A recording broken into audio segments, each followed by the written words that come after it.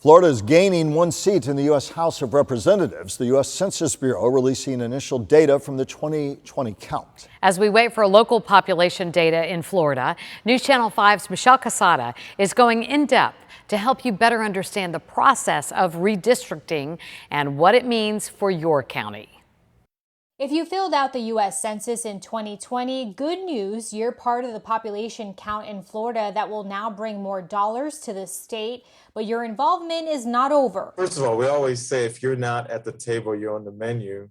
And so we want everybody to participate. Palm Beach County Commissioner MACK Bernard explains now that the state is going from 27 seats in the U.S. House of Representatives to 28, new district boundaries will need to be mapped to make sure there's an equal number of people for each represented district. What we're going to find out is exactly where was the growth. And, we believe that Palm Beach County's population will be 1.5 million residents in the county.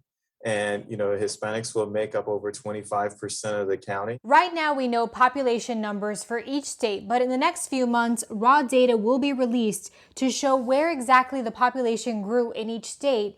That will be used for legislators to map out new districts. This is really going to determine who is going to be representing you in your community. Jackie Colon with the Naleo Educational Fund, an organization that paves the way for Latinos to participate in the political process, says redistricting will change more than who is your representative in Congress. But it affects you in a school board. It affects you as a county commissioner. It affects you as the state representative, state rep.